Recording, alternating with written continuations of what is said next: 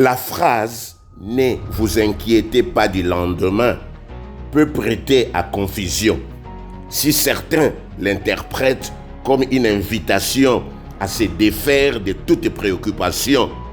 D'autres pensent qu'elle appelle à la passivité.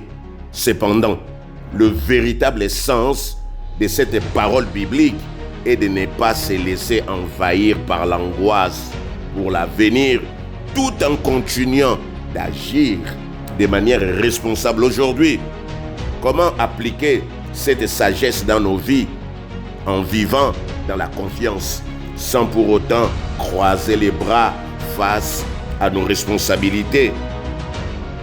Aujourd'hui, cet article va nous ouvrir les yeux sur la façon de réfléchir de beaucoup de personnes.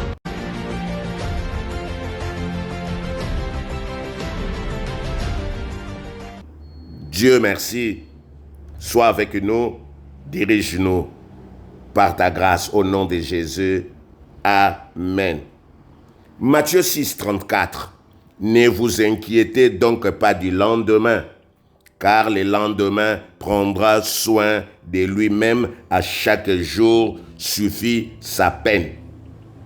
Ne pas s'inquiéter du lendemain ne signifie pas rester passif. Mais pourquoi? L'idée principale de ces versets est de nous encourager à ne pas être envahis par l'angoisse pour l'avenir, mais plutôt avoir confiance en Dieu et à vivre pleinement dans les moments présents. Cela ne signifie pas qu'il faut rester inactif ou ne pas préparer l'avenir. Au contraire, la parole de Dieu nous dit dans plusieurs autres passages, la Bible souligne l'importance du travail, de la responsabilité et de la prévoyance. Il y a des gens qui ont cessé de construire la maison, de chercher le travail, de lire, d'étudier, parce qu'ils pensent qu'on ne doit pas se soucier du lendemain. Ces versets invitent à trouver un équilibre. Il s'agit de ne pas laisser les inquiétudes pour demain paralyser ou écraser notre vie aujourd'hui, mais aussi de prendre les mesures nécessaires et de travailler pour notre avenir avec foi et sérénité, en laissant à Dieu ce que nous ne pouvons pas contrôler. En d'autres termes, le message est de ne pas vivre dans l'inquiétude, mais dans la confiance, tout en étant responsable de nos actions dans le présent. C'est-à-dire, on doit travailler, on doit lire, on doit avoir des économies. Ne pas s'inquiéter du lendemain ne veut pas dire que tu as l'argent, tu utilises tout parce qu'il ne faut pas s'inquiéter, le lendemain ne nous appartient pas. Non, il faut faire un programme, avoir une vision du lendemain. L'idée de ne pas s'inquiéter est souvent perçue comme un appel à la tranquillité d'esprit et à la confiance en l'avenir, ce qui peut parfois être mal interprété. Certaines personnes pensent que cela signifie qu'elles peuvent se décharger de toute responsabilité, vivre sans effort, en croisant les bras. Or, cela ne représente pas l'esprit véritable du message. Ne pas s'inquiéter du lendemain veut dire nous devons mettre la foi comme moteur d'action. Ne pas s'inquiéter signifie vivre dans la confiance, mais non dans l'inaction. Avoir la foi, c'est croire que les choses peuvent évoluer favorablement, mais cela ne dispense pas d'agir. La foi est un moteur qui nous pousse à nous dépasser et à prendre des initiatives. Cette confiance en l'avenir nous libère du poids, de la pression de l'ancienneté et nous permet d'agir avec assurance. Dans la Bible, la confiance en Dieu n'exclut pas la responsabilité personnelle. Elle la complète en donnant du sens et de la force à nos actions. Il faut agir avec responsabilité. La confiance en Dieu ou en la vie ne remplace pas l'effort ou l'investissement personnel. La Bible encourage d'ailleurs à travailler, à être diligent et à préparer l'avenir. Proverbe valorise la sagesse, la prévoyance et nous met en garde contre la paresse. Donc, il est essentiel de comprendre que ne pas s'inquiéter pour demain n'est pas un appel à la passivité, mais à une approche sereine et équilibrée de la vie. Donc, ce passage nous invite à avoir la paix intérieure.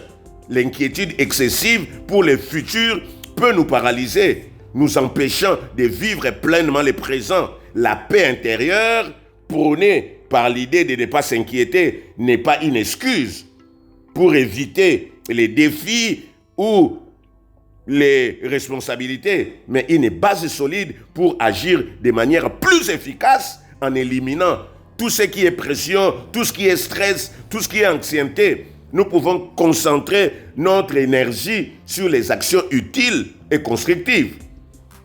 Ne pas s'inquiéter, c'est un équilibre entre action et lâcher prise. Il existe un équilibre subtil entre le lâcher prise et l'action. Il ne s'agit pas de tout contrôler, mais de faire de notre mieux dans chaque situation et d'accepter que certains éléments échappent à notre maîtrise, à notre contrôle. C'est ici que le lâcher prise joue un rôle après avoir agi avec responsabilité et fait tout ce qui est possible. Il nous reste à faire seulement confiance, à accepter ce qui est hors de notre portée. Pour terminer, si tu n'as rien retenu, ne pas s'inquiéter signifie avancer avec confiance et sérénité.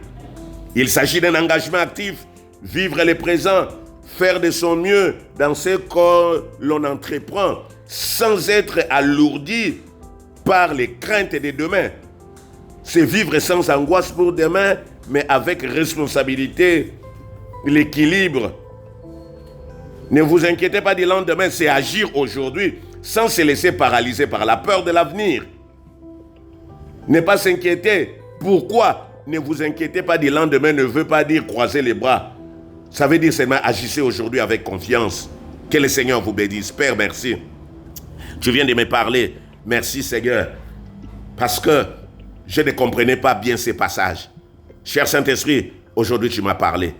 Oh, je t'ai prié de m'ouvrir les yeux, de m'aider à bien intérioriser ces passages, à marcher, Seigneur de gloire, vers l'action, dans le présent pour bien préparer le futur.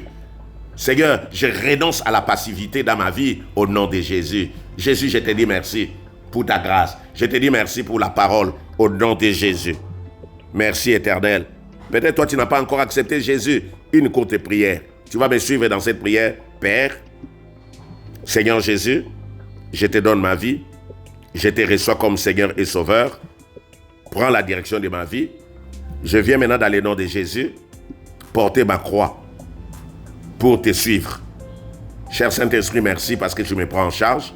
Aujourd'hui, je suis fier d'être compté parmi les enfants, les fils et les filles, au nom de Jésus. Amen. Que Dieu vous bénisse. Amen, amen, amen.